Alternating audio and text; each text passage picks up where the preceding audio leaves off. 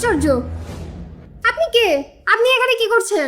মা, আমি একটু দরকারে আসছি। আপনি আমাকে মা বলছেন কেন? আর আপনি কে সেটাই তো আমি বুঝতে পারছি না।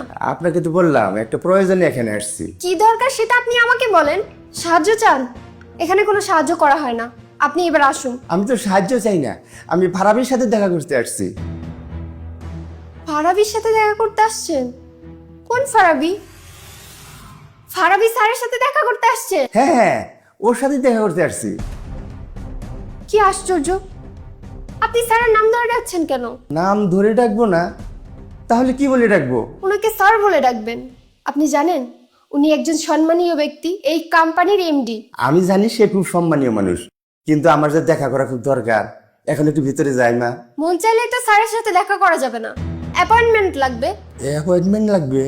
তুই কিভাবে নিব? আমাকে একটু নিয়ে দেন, আসলে এখন একটু দেখা করা দরকার। আমার কাছে ফোন নাই তো, তাই সরাসরি চলে আসছি। যদি একটু ব্যবস্থা করে দিতেন। যখন তখন স্যারের সাথে দেখা করা যাবে না, আমি স্যারকে বলে রাখবো। আপনি এখন আসুন। আম্মা জান, আপনাকে দেখে মনে হচ্ছে আপনি কোনো বিষয় নিয়ে খুব রাগ করে আছেন। রাগ করার কারণ? না, রাগ করিনি তো। আমি কি কোনো অপরাধ করেছি? আপনি এভাবে লুঙ্গি পরে অফিসে ঢুকেছেন কেন? এ, লুঙ্গি পরে অফিসে আসছি। লুঙ্গি পরে অফিসে আসা কি নিষেধ?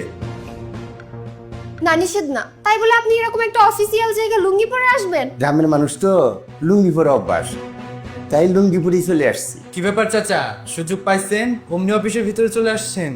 আসছেন তো আসছেন, তাও আবার দেখি লুঙ্গি পরে আসছেন। বললাম তো বাবা, লুঙ্গি পরে অভ্যাস, এই জন্যই লুঙ্গি পরে চলে আসছি। তোমরা যে আমার লুঙ্গি পরা দেখে এতটা মাইন্ড করবা, সেটা জানলে আমি লুঙ্গি পরে আসতাম না। বাপরে, চাচা দেখি আবার ইংলিশও বলেন আবার ভিক্ষাও করেন। বাবা, আমি যে ভিক্ষা করতে আসছি, এইটা তোমাকে কে বললো? বলতে হবে না চাচা, আপনাকে দেখেই বোঝা যাচ্ছে আপনি এখানে সাহায্য চাওয়ার জন্য আসছেন। মারে, আমি তো এখানে সাহায্য চাইতে আসি নাই। আমাকে মা বলবেন না, দেখে তো সুস্থ স্বাভাবিক মনে হচ্ছে। সাহায্য চান, লজ্জা করে না? শোনেন চাচা, এরকম কাহিনী করে লাভ নেই। আপনার মতো 10-12 জন প্রতিদিন স্যারের সাথে দেখা করতে আসে। আর কেন দেখা করতে আসে সেটা আমরা সবাই জানি। ওই যে স্যারের কাছ থেকে টাকা পয়সা চেয়ে চেয়ে নেয়। আমাদের স্যার আবার উদার মনের মানুষ, যে সাহায্য চাইতে আসে তাকেই সাহায্য করে দেয়। স্যারের কাছে কিছু কিছু সময় সুস্থ স্বাভাবিক মানুষ আসছে সাহায্য চাওয়ার জন্য। স্যার বুঝে এগুলা টাউট বাটপার, তারপরও স্যার সাহায্য করে। এই জন্য আপনাদের সাহস হয়ে গেছে চাচা, ঘুরে ঘুরে প্রতিদিনই আসে। এই জন্য এখানে প্রতিদিন সাহায্য চাওয়ার জন্য মানুষের লাইন লেগে থাকে। চাচা, এখনো হাত পা আছে, কর্ম করে খান। এভাবে চেয়ে চেয়ে আর কতদিন? এই যে এত কষ্ট করে অফিসে চেয়ারের সাথে সারা মাস লেগে থাকি, মাস শেষে সামান্য কিছু বেতন পাই। আর এইদিকে আপনাদের দেখেন, ঘুরেন ফিরেন খান আর ঘুরে ঘুরে টাকা তুলেন। কত সুখের জীবন আপনাদের। এই যে হাত ভালো, পা ভালো, নাক ভালো, তার ভিক্ষা করার কি কোনো দরকার আছে? ঠিক আছে, যাই হোক, কাউসার সাহেব, এরকম মানুষদেরকে এখানে ঢুকতে দিবেন না। জি ম্যাডাম, আপনি কোনো চিন্তা করবেন না, আপনি যান, আমি ওকে দেখছি। এই যে চাচা, ভালোই ভালোই বলছি, বের হন। বাবা, আমি একটু দেখা করেই চলে যাব। কি ব্যাপার চাচা, কথা কানে যায় না? বাবা, আমি বললাম তো, আমি এক্ষুনি চলে যাব, এই 2টা মিনিট। যান, বের হন। একটু জরুরি কথা ছিল বাবা। না না, কিচ্ছু বলার দরকার নেই, যান তো, আপনি বের হন। বাবা রে, তুমি আমার সাথে এমন করতেছো কেন? চাচা বের হন, তা না হলে কিন্তু গায়ে হাত উঠে যাবে। কি ব্যাপার, যান যান, বের হয়ে যান। না বাবা, অনেক দূরে থেকে আসছি, দেখা না করে যেতে পারবো না। ম্যাডাম, একটু পর দেখবেন 1000 টাকা নোট 5টা হাতে নিয়ে দাঁত কেলাতে কেলাতে এদিক দিয়ে বের হয়ে যাচ্ছে।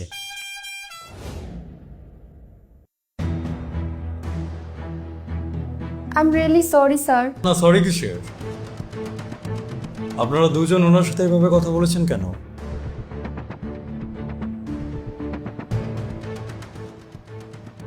স্যার, আমি ভেবেছিলাম উনি সাহায্য চাইতে এসেছেন। মন চাইলেও আর আপনি যা খুশি তাই ভেবে নিবেন, তাতে হবে? কিছু একটা ভাবার আগে তো আপনাকে অন্তত তার পরিচয়টা জানতে হবে। আমি তো এইমাত্র শুনলাম ওনার সাথে আপনারা দুজন বাইরে প্রায় 5 মিনিটের মতো কথা বলেছেন, কিন্তু এই 5 মিনিটে আপনারা একটাবার জিজ্ঞেস করেননি যে উনি কে। ওনাকে আপনারা কিছু বলার সুযোগই দেননি। স্যার, জিজ্ঞাসা কি করব? উনি লুঙ্গি পরে এসেছেন, এর জন্য আর কিছু জিজ্ঞেস করিনি। উনি লুঙ্গি পরে এসেছেন, তাতে সমস্যাটা কোথায়? এই অফিসে কোথাও কি লিখে আছে যে লুঙ্গি পরে কেউ অফিসে আসতে পারবে না? জি না স্যার। উনি তো আপনাদের মতো এই কোম্পানিতে জব করেন না। যদি জব করতেন তাহলে কোম্পানির একটা ড্রেস কোড আছে, সেটা মেনটেন করে কোম্পানিতে আসতে হতো। উনি তো ব্যক্তিগত একটা প্রয়োজনে কোম্পানিতে এসেছেন। উনি যেভাবে কমফোর্টেবল সেভাবেই আসবেন। ওনার ড্রেস নিয়ে তো আপনারা কথা বলতে পারেন না। কি বা অধিকার রয়েছে আপনাদের যে ওনার সাথে আপনারা এভাবে কথা বলেছেন? আপনারা দুজন কি জানেন যার সাথে আপনারা এত মিসবিহেভ করলে তিনি কে? উনি আমার চাচা। সরি স্যার, এরকমটা আর কখনো হবে না। কেন আমাকে সরি কেন বলছেন? এই কোম্পানির মালিককে সরি বলুন। কোম্পানির মালিক তো স্যার আপনি। আমি তো আপনার কাছেই সরি বললাম। হ্যাঁ, আমি এই কোম্পানির ওনার। তবে আমি তো একা এই কোম্পানির ওনার না। একটু আগে আপনারা যে লোকটার সাথে বাইরে খারাপ বিহেভ করেছেন তিনি এই কোম্পানির 50% ওন করেন। কেন মাথার উপর আকাশ ভেঙে পড়লো? উনি এই কোম্পানির মালিক? যেটা শুনেছেন ঠিকই শুনেছেন। কিন্তু ওনাকে দেখে তো বোঝা যায় না। উনি তো গ্রাম থেকে এসেছেন। হ্যাঁ, উনি গ্রাম থেকে এসেছেন। তো গ্রামের মানুষজনদের কি মনে করেন আপনারা? গ্রাম থেকে আসা একটা মানুষ কি কোম্পানির মালিক হতে পারে না? আপনারা শহরের মানুষজনই শুধু কোম্পানির মালিক হবেন, সবকিছু আপনাদের দখলে। জি না স্যার।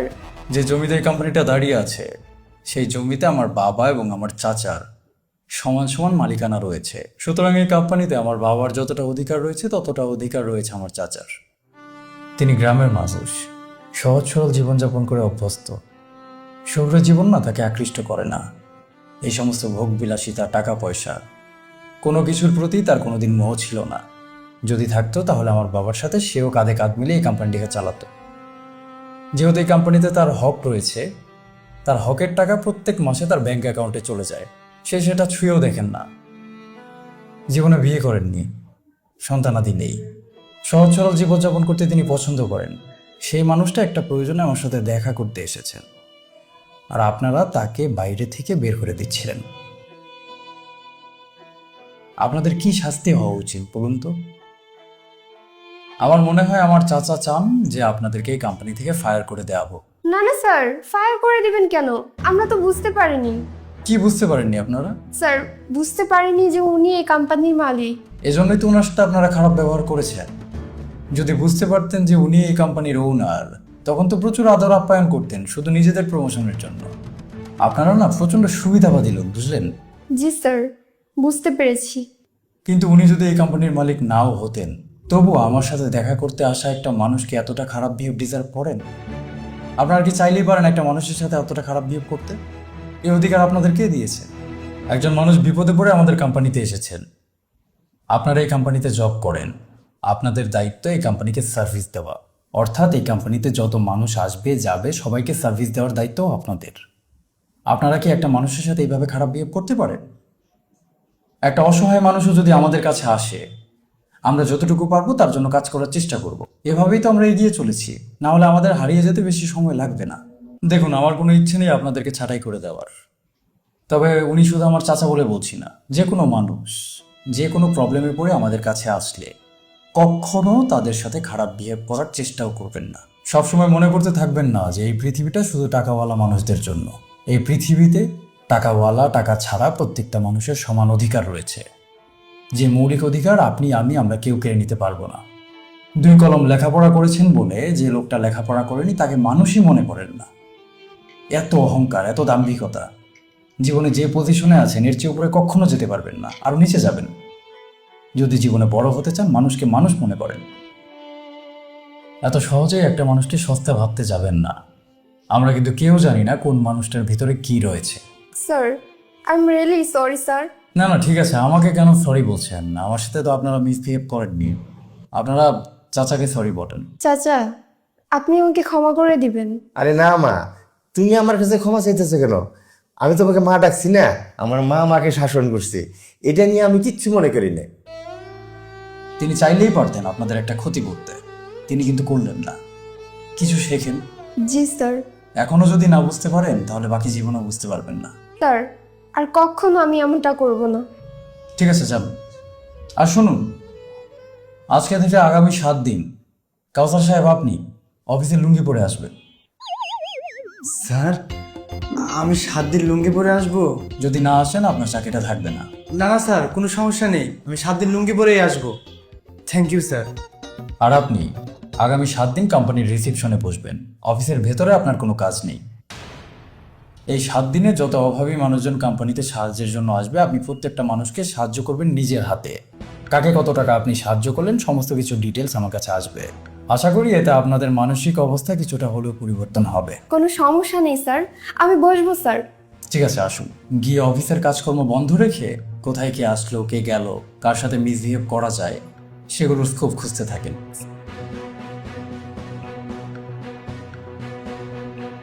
চাচা, আপনি ওদের কথায় কষ্ট নেবেন না। বোঝেনি তো, শহরের শিক্ষিত অহংকারী মানুষ, অহংকারে ওদের পা মাটিতেই পড়তে চায় না, মানুষকে মানুষই মনে করে না। আপনি একবার বললেই তো ওদেরকে আমি চাকরি থেকে বের করে দিতাম। আরে না, কি বলো তুমি? চাকরি থেকে বের করে দিবা কেন? ওরা যে ওদের ভুলটা বুঝতে পারছে সেইটাই তো অনেক বেশি। না চাচা, ভুল ওরা বুঝতে পারেনি। এই সমস্ত অহংকারী মানুষেরা বিপদে পড়লে ক্ষমা চাইতে 2 মিনিটও ভাবে না, আবার সুযোগ পেলে মানুষকে বিপদে ফেলতেও 2 মিনিট ভাবে না। এরা আসলে সুযোগ সন্ধানী মানুষ। কি বলো, তাই নাকি? জি চাচা, এই যে আপনার সামনে আজকে ওদেরকে আমি এত কথা বললাম, আপনার কাছে বোধহয় মনে হচ্ছে ওরা এরপর আর কারোর সাথে খারাপ বিহেভ করবে না। ব্যাপারটা এমন না। ওরা এখন আপনাকে চেনে, জানে, ওরা জানে আপনার ক্ষমতা কত। এজন্য আপনাকে দেখলে সালাম দিবে, আপনার সাথে ভালো ব্যবহার করবে। কিন্তু আরেকটা অভাবী মানুষ যদি ওদের কাছে আসে, ওরা ঠিকই আপনার মতো তাদের সাথে খারাপ ব্যবহার করবে। ওরা কোনোদিনও শুধরাবে না।